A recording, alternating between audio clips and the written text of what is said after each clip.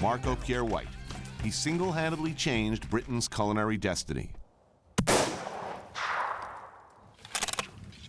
It's time for a cigarette. And he changed the world's view of the chef. Yeah, it's just an escape and it clears your mind.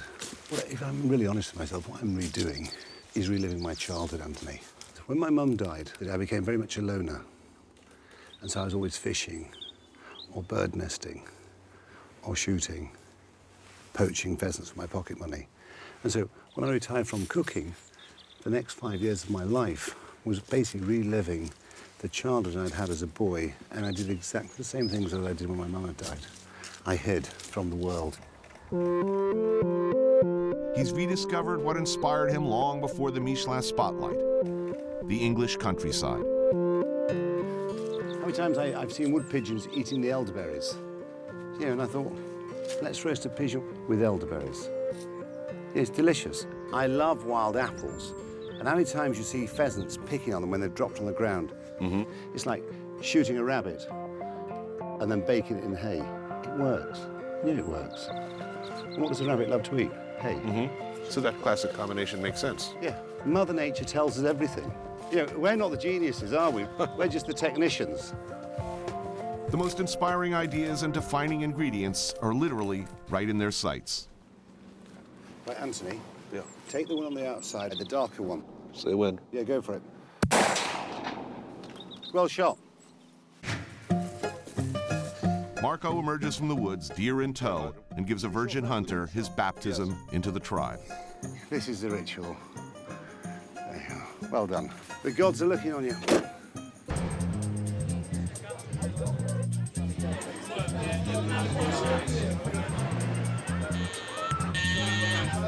Pull the door. Jerry's, a members-only basement club, perhaps the most notorious in a neighborhood of basement clubs, carrying on the tradition of old-school Soho debauchery, where an old friend tends bar and has a surprise in store. He was there, and then he wasn't there. A kind of limey guardian angel. Phil Dirtbox is a legendary barman, party promoter, poet in residence, and Soho fixture. So if you're looking for a bit of old Soho where the weirdness was, and in some cases still is, you could hardly do better than have Phil as your man. If your son is smoking crack, or your daughter's in a child porn ring, ringing again, back, and he won't charge you anything. He told me. It wasn't me. It was What's your name? Phil.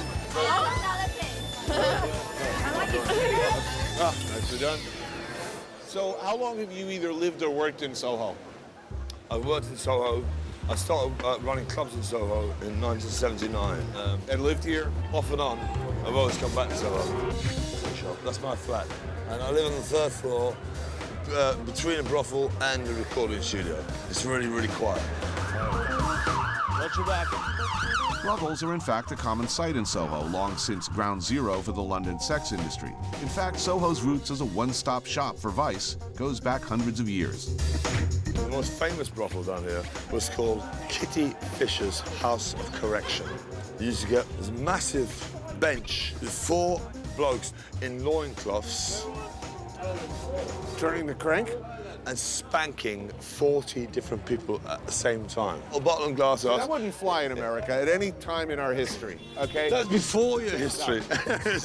This fits right in with our sinister preconceptions about England. Everybody in England essentially wants to dress up in women's underwear and get spanked. Yeah. Is that true, by the way? Yeah, absolutely. Come here, lads, come here. Phil still maintains a sort of ringleader emeritus status in this part of town. Charlie, chill. Who better to bear witness to the changes, both good and bad? See this shop here? This bead shop here, for 250 years, this is port wine. The greatest butcher shop in the whole of Soho. I mean, it's £1 for a slice of bacon, but it's really good bacon. But this, until when was this a butcher shop? Until 2 years ago. And there's another bead shop around the corner. I mean, you know, how many bead shops do you need? in like 50 yards of each other. It was just a tragic thing. Now, the only other butcher in the whole of Soho is low-heat fook, China's on. So basically, to get original British ingredients these days, raw, you got to go to the Chinese. Yes. It's like New York. It could have been worse. It could have been another Starbucks, but that's cold comfort at best. When the neighborhood butcher fades into extinction, it's a painful reminder of how changing times and changing tastes can rob us of something good and important and irreplaceable forever.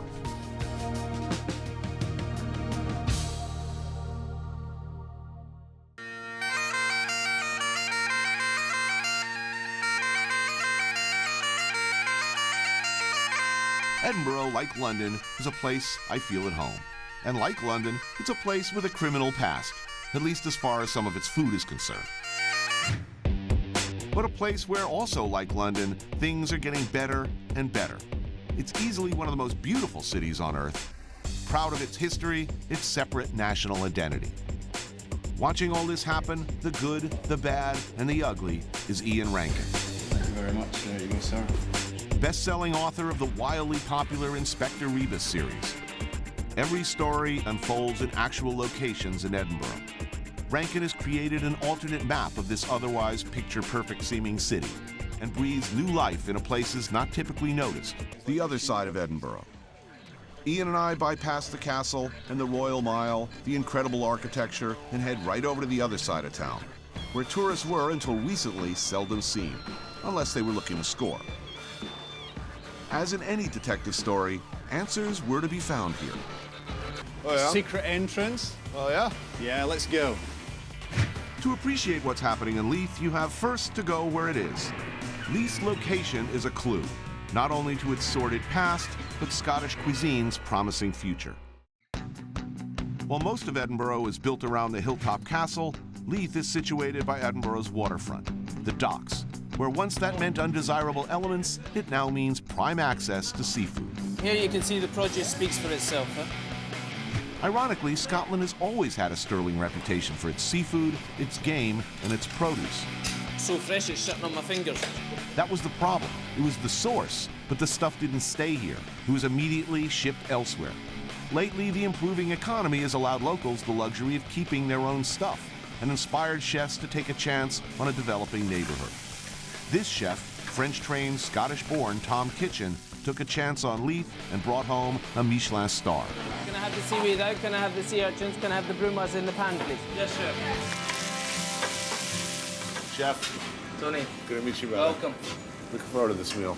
Smells good. What are we eating? We've got the best shellfish in the world. We've got the best seafood in the world. So we're going to start off with some sea urchins. We're going to do a foie gras dish, but we're going to do it with Scottish haggis, neeps and tatties, but my version. All right, man, let's eat. Too much talk about food, not enough eating. Thank you, chef. Thanks, man. French technique, Scottish ingredients, the best of all worlds.